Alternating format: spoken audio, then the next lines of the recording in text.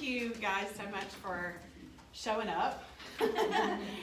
Because, I'm a little bit of an introvert, and so doing things in front of groups, even though it's something that's outside of my comfort zone, is something that I know I need to grow in. So I was extremely honored to be asked to speak to you guys today. And working with women is something that I'm really passionate about because I am one. And moms too, because I am one. So I want to just be able to just hopefully share some nuggets and some insight, maybe give you some ahas about some things that, ways that you can nourish yourself that you might not be aware of, or that you may have known, but you needed something to encourage you a little bit more, or maybe to take it to the next level, or maybe to just get you to figure out how to actually incorporate more of it into your life. So I just want to say thank you guys so much. I appreciate it. And I really want to acknowledge Jen Mulford. At the last luncheon, I was here, and it was amazing. It was so powerful, and I love that I get to continue this message of nourishment. And really, it all works together, guys. It's not just about your mind. It's not just about what you're eating or how much you're moving, or it's everything and how it all incorporates into life. And so I just want to acknowledge you for doing an awesome job. It was amazing. What I'm going to do today is share some nuggets, like I said, and my intention is to just give you some tools to help you make it easier to nourish your body. Has anybody ever been a professional cookie taster or wine taster? It's a weird question to ask. Has anybody? Sounds like a great job. Yeah. Right? Yes. So think about it like this. Maybe if you're wondering, could I be a professional wine taster or cookie taster? So have you ever felt lonely, tired, restless, or bored, and you head to the fridge to snack on something sweet, or grab a glass of wine or two or more, instead of journaling about your feelings or having a candlelit bath or reading a good book? So my hand up is for sure. Yeah. I am so guilty of this, and that's okay. But have you ever stopped to kind of just wonder why? Gotten curious about why is that what I do when I get bored, or I'm tired, or I'm stressed, or why do I do that? Well, for one thing, it's there. It's easy, and it's kind of a difficult habit to break once you kind of get into that habit. And afterwards, we have those things, but lo and behold, you still might feel lonely, tired, stressed, restless, bored. That emotions are still there. And you're like, well, this is interesting. And you might even feel a little bit guilty now because you've done it again, and you might have created some sort of a pattern or an addiction to, always turning to those types of things when, you may not actually be hungry, okay? And, if you're sitting there right now and you're starting to feel a little guilty and going, I am a professional cookie taster or wine taster, it's okay. Don't sit there in judgment, because it's not about being good or bad. Every symptom, craving, or behavior around food has a positive intention. So therefore, those symptoms and cravings and behaviors, they're not the problem here. They're just the best solution that you've come up with so far. So the intentions are good because you can sense that there's a need, or there's an emptiness, or something needs to be fulfilled, right? You can kind of tell there's something there. And so this is really a time to just get curious and ask yourself honestly, what is my body trying to tell me that it wants? Are you physically hungry, or, could it be something else? So in our culture, unhealthy, snacky comfort foods and or alcohol is often our go-to whenever we feel these uncomfortable emotions. And we use them as a substitute for emotional nourishment, not because of that physical hunger, but because we have an emotional hunger, a hunger for love, connection, fulfillment, or for pleasure. So the problem with emotional eating is that it's never truly nourishing to us. So one reason is the food that we usually snack on isn't nutrient dense. It's not whole food. And so this leaves our bodies feeling worse than before. Another reason is that our bodies feel deeply satisfied because it's not truly possible to fill an emotional need with food. And so what we're going to do is we're going to actually brainstorm healthy or non-edible alternatives that can provide pleasure with satisfaction instead of feeling, guilty or defaulting to that unhealthy habit. And so this is just a menu that we're going to create. And so from the things that we come up with, and we're going to work together. This is a brainstorming. I want you guys to participate. It's not all about me just sitting up here talking to you guys. Because you know the things that, these things. And I think when we share each other's, share our own things that we think would help, a lot of times it kind of sparks a, oh yeah, aha moment where we go, oh yeah, I like that. I want to put that on my menu. So it just creates a strong sense of empowerment because it doesn't limit our options when we have multiples to choose from. Because it's kind of discouraging when you've only got a couple of things and you're like, I don't want to do any of that. Right? So my personal nourishment menu includes a massage, a long hot bath, going for a walk, riding a bike, listening to music, dance, prayer, and reading. And so the main objective of this menu for me is to just have supportive choices on hand, right? Rather than destructive choices. And it's especially beneficial to have this enriching, non-edible menu when I'm low resource. So I have that available to me when I'm stressed or tired or feeling grumpy. And because that's when it's easiest to default into, another behavior. So what I'm going to do, everybody should have a personal nourishment menu with blanks on it. And this is for you all to write your own in. But like I said, we are going to brainstorm together. I'm going to write them on the board here. So in case, you start writing your own and you're like, wait a minute, what did she say? We can kind of refer back to them. And so you probably heard a few of mine. And it's okay if we get started with those. So if you want to yell out any of those, that's great. Does anybody want to just share? What is one thing that you could do that's a non-edible way to nourish your body? Devotional. Ooh, that's good. That's good. Go for a walk. Devotional. Go for a walk. Anybody? Yes? Call a friend. Call a friend. Great. In that same vein, my new favorite thing is Marco Polo app because you can send a message right then when you need to, but if they're not available, they can get it and listen to it and respond later because it's hard to, we're all busy and it's hard for our friends to connect us with things. Marco Polo It's changed my life. Can everybody read these two? Yes. Okay. Anybody else? Write a letter. Write a letter. Sure, you said read a book, right? Do you want me to put that down? I'll put read. Listen to music. A book. Something better than reading a book is listening to a book. Yes. Yeah. Exercise. Mm-hmm. Yoga. Yes. Meditate. Meditate. Play with your cat or dog. Yeah. Oh, there you go. Oh, yeah. Bird watch. Play Candy Crush on your phone. That actually helps with the craving part of your brain, honestly. Okay. Playing an app. Playing a game. Playing. Okay. Playing a game. Yeah. Sit outside. Knitting. Okay. Sit outside. Yeah, Knitting. how does all of this? Like I said, these don't have to be on everybody's list. The things that you come up with are yours specifically. Tina said watch a movie. Watch a movie.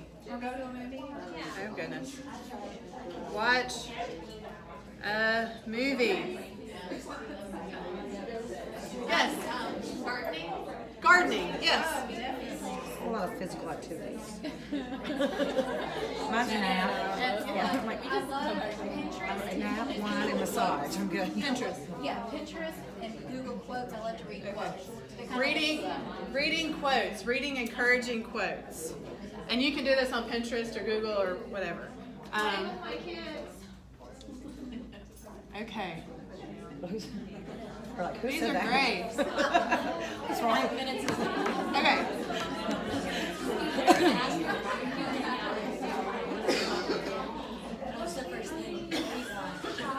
Manicure. Does anybody like a manicure or a pedicure? Oh, yeah.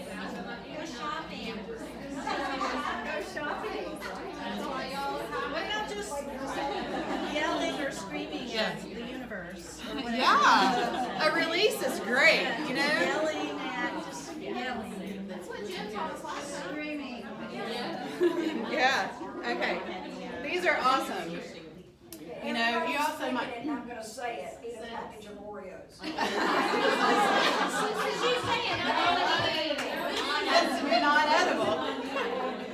Why is it edible? The slime isn't edible. Well, I was thinking it, but wasn't saying it. Let's say, get a hug. Oh yeah, that's very nourishing. Yes. And then you can just, whatever. Intimacy is definitely a form of nourishment, so don't hold back. I mean, it's okay for that too. I gotta do that too. It's definitely not. Gotta time that out. Okay. With kids. Okay. Does everybody have enough here where you feel like you can make your own menu? You could like the ones that really kind of speak to you. You can write these down on your sheet if you haven't written them down. You know, here's some great ones to choose from. There are several. I mean, there's just the list is really kind of endless if we just kept going.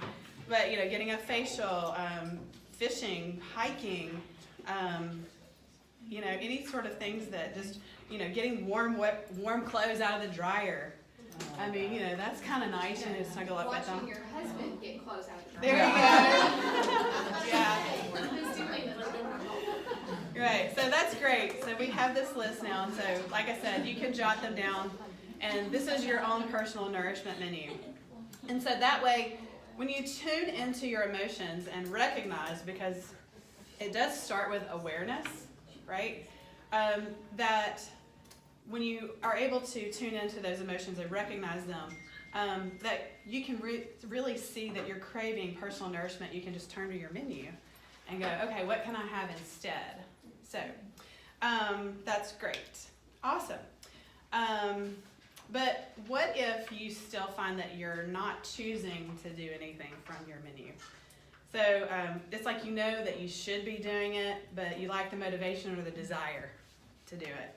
I know, it's a struggle. I've dealt with it all the time. And this is because knowing what to do isn't always enough to keep us going.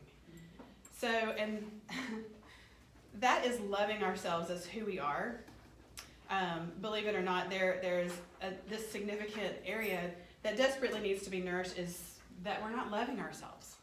We're not seeing ourselves as being worthy and deserving of these things. So we have to appreciate ourselves for being survivors and giving ourselves grace by forgiving ourselves for things we have or haven't done and seeing ourselves as being worthy, deserving, and enough. And this is something I've struggled with significantly. And so how do we actually just show ourselves love? Because that is a big area of nourishment that we don't show ourselves enough of.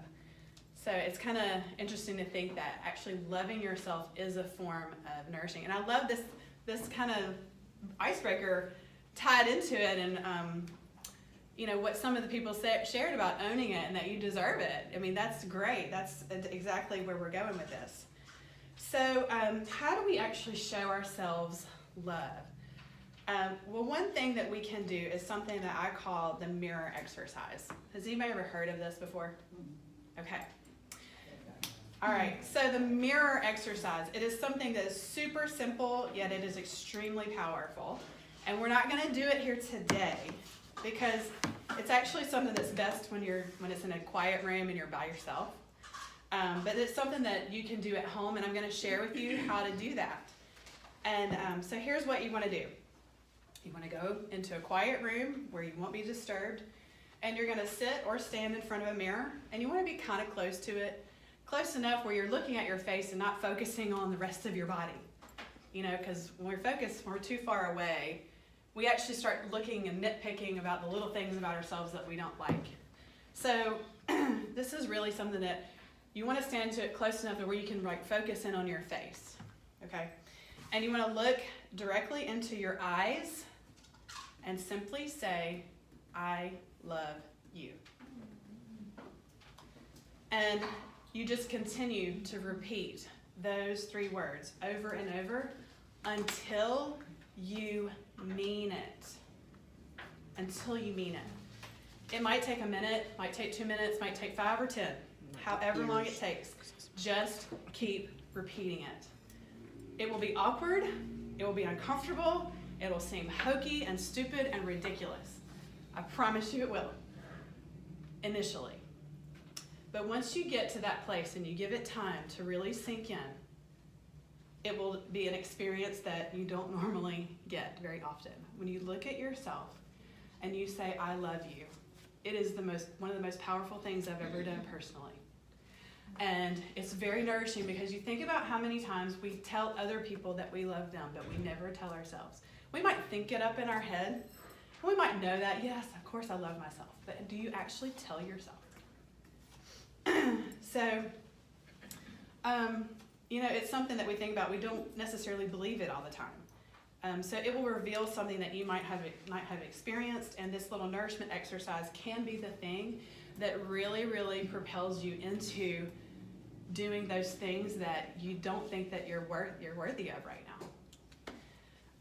And I'd like to challenge each of you to do this yourselves, preferably this week. Post it in our Facebook group and tag me in it, okay? You don't have to go into detail about everything that you experienced, but if you just want to share that you did it and tag me, and we can all like say, way to go, girl, you rock. That's awesome. So excited that you took that time to honor yourself and say, I'm worth it, I deserve it, and I want to show myself and really understand and believe that I love who I am.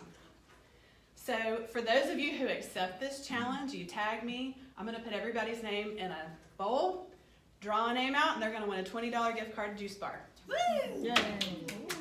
Yes. Okay, so you got your personal nourishment menu. You got a powerful experiential exercise that you can do. But what if finding the time to do these, or what if there are a lot of distractions that keep getting in the way? What if that is an issue or something that we come against all the time? How do you figure out a way over or around them or through them? And there are a couple of things that I highly recommend doing, okay?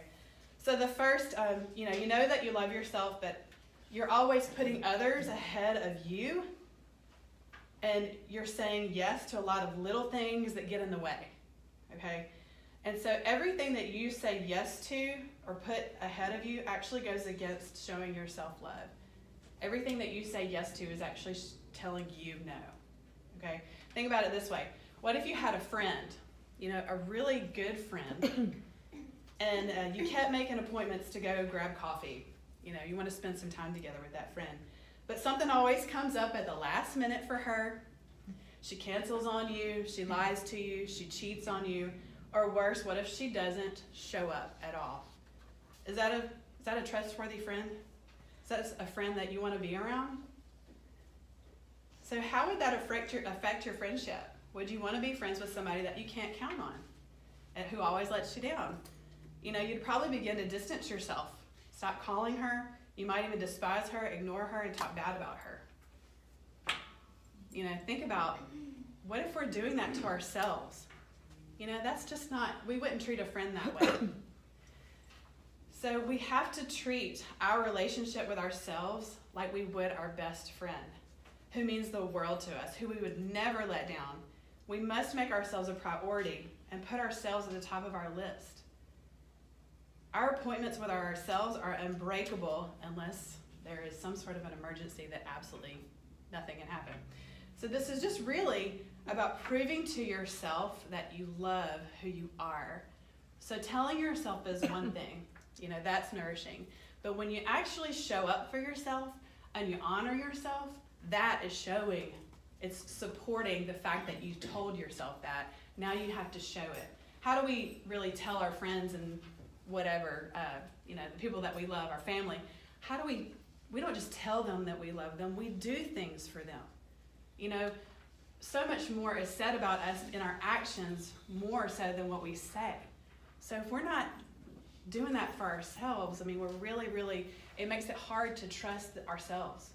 And a lot of times we don't follow through because we're not just showing up. So we want to build that trust there. And I have an analogy that really illustrates this so beautifully about, making ourselves a priority and taking that self-care seriously. So if you think about, like, if you were a glass vase, and let's say a little bit of water gets poured into you, and you're like, oh, this is wonderful, so-and-so needs it, and you pour it out onto them. We can tip ourselves over and pour it out. We're never going to get filled up, okay, if we keep tipping ourselves over and letting everybody else have what we have been trying to fill ourselves with. And what we want to do is stand tall, let our vase get full, just really, really put ourselves first and let things pour into us, because eventually our vase will fill up and it will overflow onto other people. We won't have to tip over and let everybody get the rest. The leftovers, essentially. If you think about, we want our friends, our family to get the best versions of ourselves. And if we're not filling up, they're not getting that, right? They're getting the leftovers, the worn out, tired versions of us. And so I just want to give you guys permission to say, you know what, I'm worth it. My family's worth it. For me to put myself first, they're worth it. If you don't think you are, they are. Let that be the thing that kind of drives you. We don't need to feel guilty about this, guys. We don't. We need to understand and see that we're important, and that we have to honor ourselves. And if we want to truly grow and to be the best version, we really, really need to, give ourselves permission to say, it's okay. I'm worth it, and they're worth it too. Okay, the second thing I highly recommend is setting the conditions for inevitable success. So how many times have you had intentions of doing something, but something else has come up, or it just seems impossible to make it happen? Anybody ever had that problem? Okay, I was hoping you would say yes. It happens to me all the time. This is all about planning for success. Yes, you have to think about your schedule. And I know that doesn't sound very exciting. Sorry. But if you aren't planning to succeed, then you're really planning to fail. And I know that's hard, but you have to think about what's worth it, Do you really, really want to show up? Do you really want to make time? And we have to look and see what needs to happen so that I'm able to follow through, okay? A lot of times we'll just say, oh yes, I'm going to do that, but then we don't even look at our calendars, and it's like we never get around to doing things. And then we're just like, that's demotivating. We're not showing up. We're making promises, but we're not keeping them. So you have to think about what needs to happen so that you can follow through. So what currently gets in the way, or what possibly comes up that would prevent you from following through? Does anybody want to share something that really kind of comes up a lot? Your phone? Phone becomes a distraction? Absolutely. Okay. What are some other things that kind of get in the way? My pajamas, once I put them on. Okay. Hey, we can work with that. Anybody else? Kid gets sick. What is it? Kid gets sick. Kid gets sick. Okay. That seems like inevitable. If I Okay. had back to go to the gym before work, it's a guaranteed someone's sick. So. Okay. All right. Children can be very needy, but Yeah. then they become kind of it's a good excuse to say, my little one, I can't go today. Right, right. We use kind of our children Yeah. as an excuse. And, children have a lot of needs. And moms, this is extremely hard. I know it is extremely hard when you've got so many people who depend on you. So thinking about, well, if my kids are the things that are holding me back, even though you don't want to say that because it sounds weird because you're a mom, and you're like, I never want to say that about my kids. My kids always come first. You have to think about, well, if I'm going to make this a possibility, what do I need to do? Do I need to ask for help? Do I need to ask my husband or ask my mom or ask somebody to come over and watch the kids for a little bit? Do I need to arrange a play date? Because I can return that favor. You know, what are some of the things that, you know, we can do? Can we like wait an hour to put our pajamas on? Well, it's a little aggressive. I'm just, I'm just saying, like, you know, what, if your phone is a distraction, can you put a time limit on it? Yeah, well, I mean, that's what I do. When You I know, have something as a priority, I just shut it off. These are things that, you know, you have to kind of think about, well, what typically holds me back? And how can I get beyond that? Because I want to, you know, these are things I want. I want more of these things in my life. So you have to kind of think about what needs to happen. You know, do I need to do the laundry yesterday? Do I need to do the laundry so that I can follow through tomorrow? Do I need to set my alarm clock earlier? Do I need to go to bed earlier so that I can get up in the morning and go? I mean, if 6 a.m. is your best time, gosh, does it hurt? Probably, initially. But you know what? You have to really focus on the fact that you're showing up for yourself and you're filling your cup and you're getting that self-care in, because the people that you're sacrificing that time, that extra hour of sleep, they're worth it, and you're worth it. So you can, you know, kind of think about your own life. If you want to write some things down, you can think about that. And if you guys don't really know what needs to happen, but you just know there's an obstacle that's difficult to follow through with, all you have to do, I mean, if you can't figure out how to set yourself up for success, feel free to reach out to me. I'll be happy to work with you and talk and just find out what are the things that we can do. Offer some suggestions. Reach out to a friend. Obviously, accountability and support help us to follow through as well. So the important part is when we can set those conditions, then the follow through becomes so much easier. We're so much more likely to follow through when we at least have the conditions set ahead of time. I mean, yes, you might pack your bag and something's going to happen with the kids, but eventually the kids are going to be well, you know? So we have to go ahead and still, you know, have that intention of, I'm going to do what I know that I have control of, and put that in place.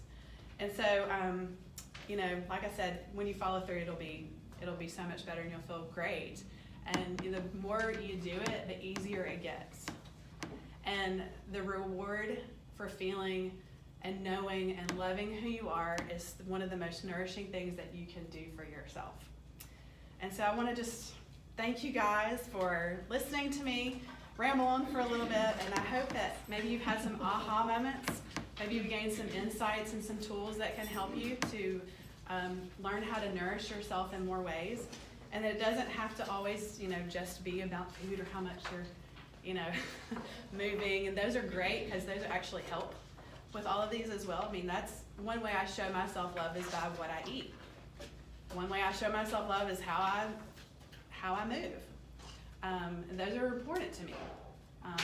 And so that makes a big difference. So I just want to, like I said, thank you guys for listening. It's been an honor, and I appreciate this opportunity that's been given to me. And I believe in all of you. I believe you're worthy. I believe you deserve it, and that you're enough.